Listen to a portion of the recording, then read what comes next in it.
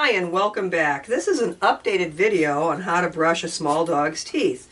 And I have my buddy Major here. It's been a couple of years since we've done the first one, and neither one of us has gotten any younger, and he's no exception, but as you can see, he's in great shape, and I'm really proud of that. I'm proud of the health of this dog, I'm proud of the condition of this dog, and certainly the condition of his teeth.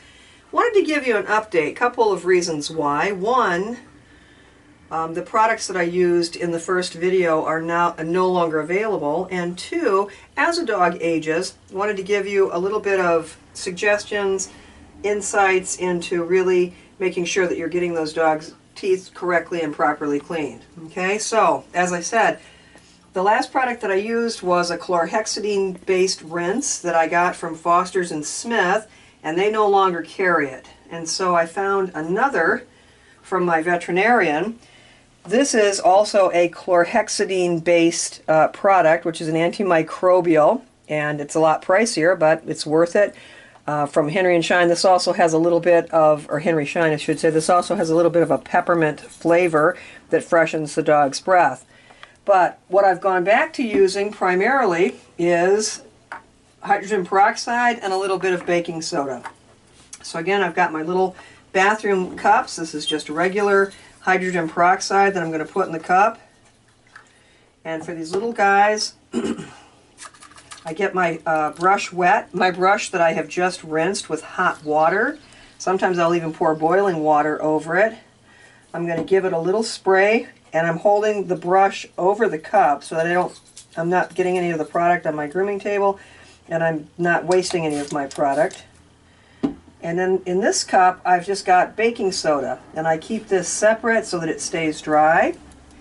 And I'm just going to very gently add a little bit of baking soda to the bristles of that brush. And that's Anna's collar that's got a bell on it that's jingling. She's apparently trying to help us there. Now she's gone.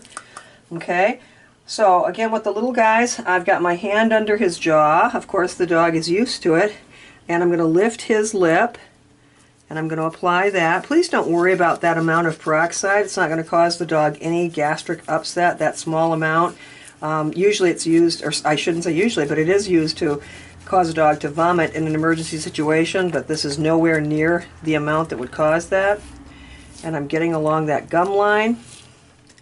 And as you can see, for a 10-year-old dog, his teeth are in actually very good shape. There's some staining, but there's no appreciable tartar. There's no appreciable tartar, and I want to get down here on this bottom canine as well. And so what I'm going to do is very gently go along both sides of the dog's mouth. I lift up his lip. I'm holding his lower jaw with these fingers to give myself some support. I'm lifting his lip, and very gently, so I'm applying some pressure, but not enough to cause him discomfort, just enough to get the job done. He's 10, and as you can see, he has lost some of these teeth down here. I had that done under just a very mild anesthetic. The dog was not intubated. He did not need a full dental cleaning, but these little incisors right here in the front, they don't have any bone or much bone to hold them, and so it's pretty common for these toy dogs, and Major's now 10, to lose those little guys, and I don't want him to have any issues, so I went ahead and asked the veterinarian to look at it, and he removed them quite easily just with a local anesthetic.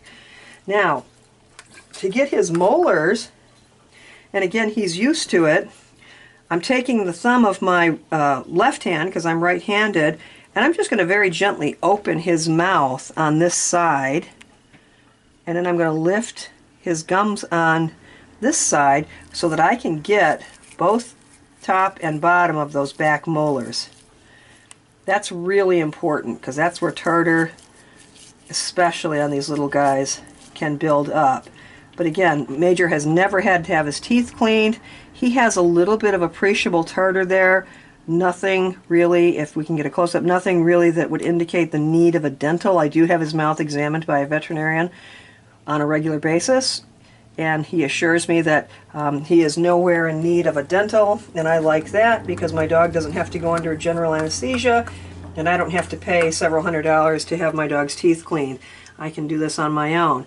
Same thing on the other side, except I'm going to use my right index finger just to pry his jaw open a little bit so that I can get both the upper and lower, the top and the bottom molar. And then maybe the inside of those lower canines, and he's not a big fan of that, just to make sure that we've done what we needed to do. And once again, I'm going to wipe him up with my baby wipe. I'm going to clean those beautiful eyes, clean around his face, and he gets his treat. So that's an update, Volume 2, updated. Now we've got a senior and how to brush a small dog's teeth. Thanks for watching.